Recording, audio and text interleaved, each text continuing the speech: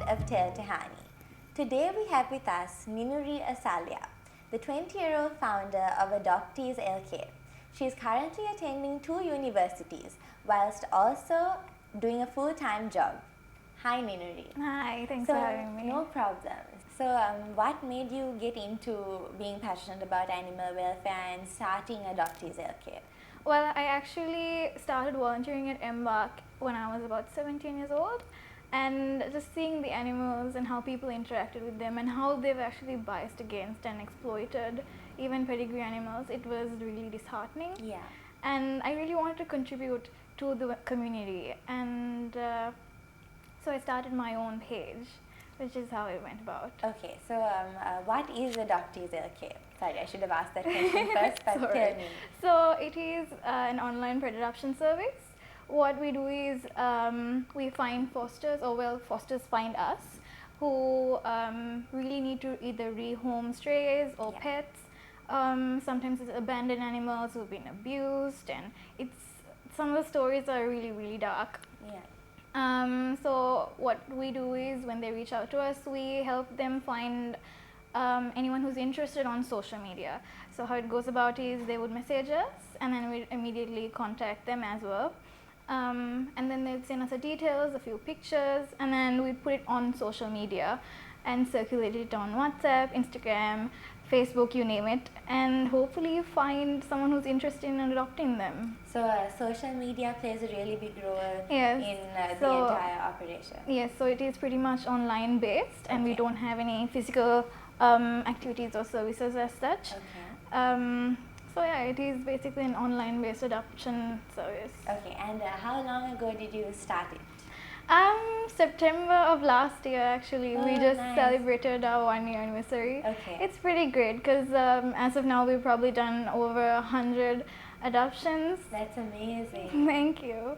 So it is really, really, well, it makes me really happy. That's great. Awesome. Thank you. So when you were in school or when you were in your previous unis and things like that, did you take part in any really interesting animal welfare projects or something noteworthy that you'd like to talk about? Well, that's the sad thing though, because when I went to school and university, they wouldn't really educate you on the status of animal welfare in Sri Lanka, because as of now, even the animal welfare bill hasn't passed yet.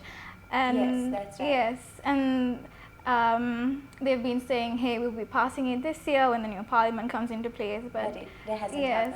So hopefully things are underway for it to pass, but as of now, not yet. So hand in hand, even Sri Lanka's animal welfare is not very, it's not very prominent in Sri Lanka, because we hear about abuse cases so much, about dogs dying, cats dying, and really horrifying videos and pictures. Yeah.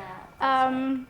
And to be honest, my schools, my universities never really made an effort to educate us on it. And Sri Lankans seem to think, hey, pedigree dogs are where it is at. Because apparently Ceylonese, Sri Lankan dogs don't have a significance in Lanka, which is really sad, because they actually are the best for Sri Lanka's climate, our environment, and they've forever evolved to our environment. So that would make them the most loyal and most suitable dogs here.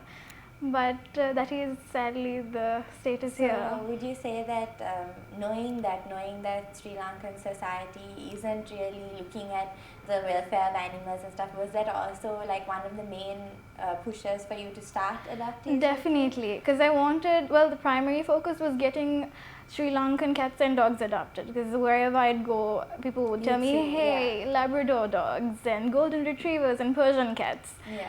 But there's so much more. Yes, because I have nothing against pedigree animals. Obviously, dogs are dogs, cats are cats.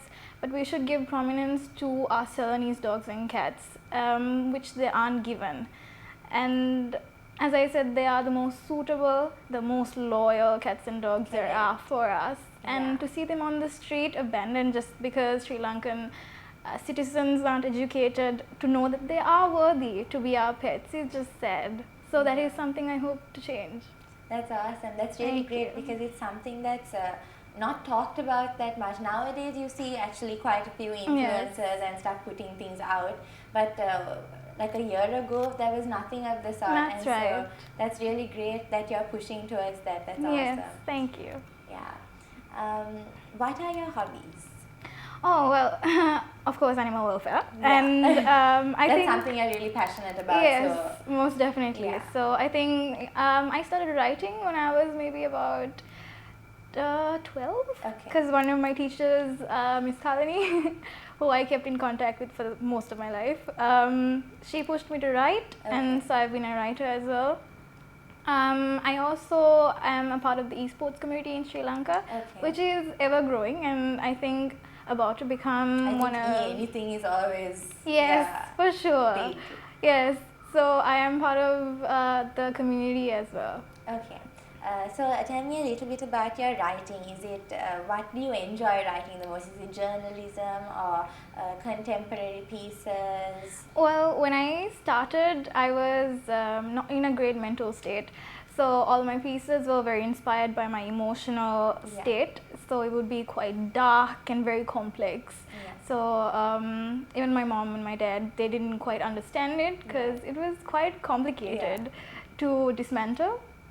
So most of my early pieces were very, very dark and complex. But when my mental health got much better, I started writing about more simpler things and what's good in life. Things. Yes, and I actually started writing for my job, which is helping brands get their name out there. Okay. Yeah. So moving on to more like a journalist side of writing. Yes. But you've gone through the whole aspect, like from your feelings to stories to journalism. Yes, pretty much. Okay. Tell me a little bit more about the esports community. Well, I recently got into it actually maybe about 2 years ago, or maybe about 2 years ago, and everyone in it is really, really nice. I think as a community it does have its ups and downs, but I've actually started with Mortal Kombat. Really excited about Melina coming back, by the way. It was like the community itself is thriving and it's growing now as well. So that's really nice. Yeah, awesome. What are your future plans and any important projects that you want to talk about, or what else have you got going on?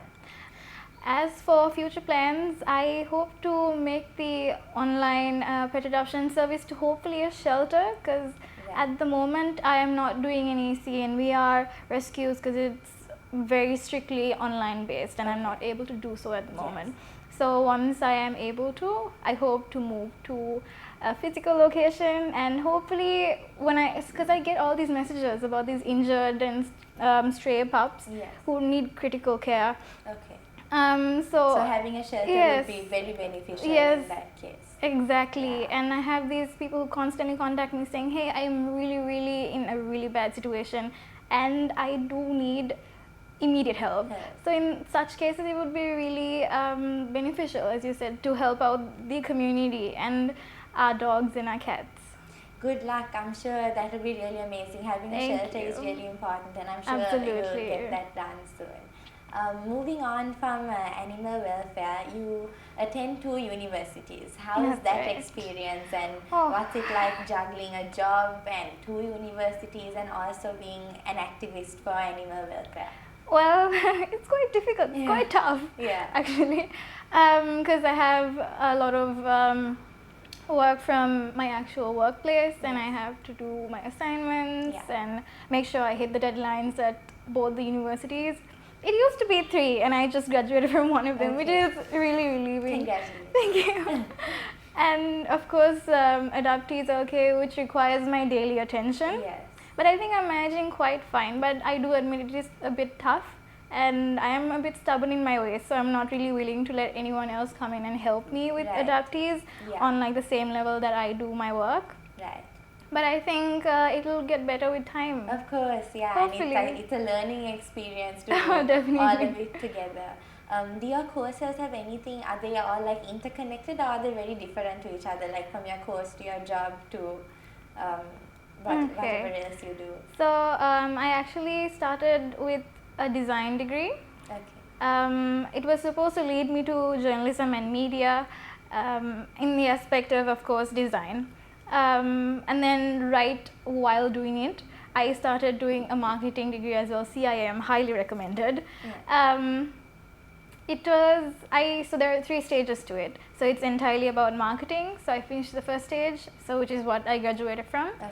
And currently I'm doing the second stage, and throughout next year, hopefully by mid next year, I'll be done with the third stage as well. Okay, Yeah. awesome. Yeah. Thank so you. it's they're kind of linked, but not Yes, really. absolutely, because marketing and design goes hand in hand, Yes. and both of those actually help me with Adoptees LK. Exactly. I was Yes. just about to say, so that really like pushes the growth of that aspect as Absolutely. well. That's awesome. So going back to talking about Adoptees LK, what were the 2 pillars that it was founded on? It's actually 2 pillars. The first would be I am very, very strictly opposed to pedigree breeding, because obviously you've in this day and age, you've seen enough pictures and videos on social media, and you would know why pedigree breeding is an awful thing to do as humans, and we have humanity, and That's to see right. that and still encourage it, and to go to a store and actually want to adopt a puppy knowing that their mom was Taken away. yes, and they're very abused, and then now they are caged, and they're bred over and over and over again. That's until right. they can't breed anymore, and then they are thrown on the street, which is really terrible. And heartbreaking. Yes. Yeah. And I can't believe that as humans we still do that, and we encourage that as a society. And the second would be the commercializing of animal breeding.